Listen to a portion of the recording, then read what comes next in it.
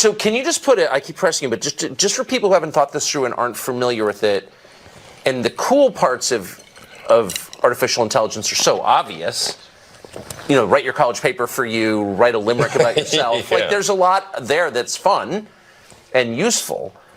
But can you be more precise about what's potentially dangerous and scary? Like, what could it do? What specifically are you worried about? Going with old sayings, the pen is mightier than the sword. If you have a super intelligent AI that is capable of writing incredibly well and in a way that is very influential, convincing, and is constantly figuring out what is more convincing to people over time, and then enters social media, for example, Twitter, but also Facebook and others, and potentially manipulates public opinion in a way that is very bad. How would we even know? How do we even know? So, to sum up, in the words of Elon Musk, for all human history, human beings have been the smartest beings on the planet. Now, human beings have created something that is far smarter than they are. And the consequences of that are impossible to predict. And the people who created it don't care. In fact, as he put it, Google founder Larry Page, a former friend of his, is looking to build a, quote, digital god, and believes that anybody who's worried about that is a speciesist. In other words, is looking out for human beings first. Elon Musk responded, as a human being, it's okay to look out for human beings first. And then at the end, he said the real problem with AI is not simply that it will jump the boundaries and become autonomous and you can't turn it off. In the short term, the problem with AI is that it might control your brain through words. And this is the application that we need to worry about now, particularly going into the next presidential election. The Democratic Party, as usual, was ahead of the curve on this.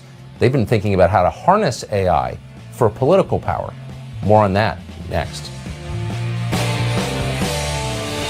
In the long term, AI may become autonomous and take over the world, but in the short term, it's being used by politicians to control what you think, to end your independent judgment and erase democracy on the eve of a presidential election. Elon Musk is very worried about that.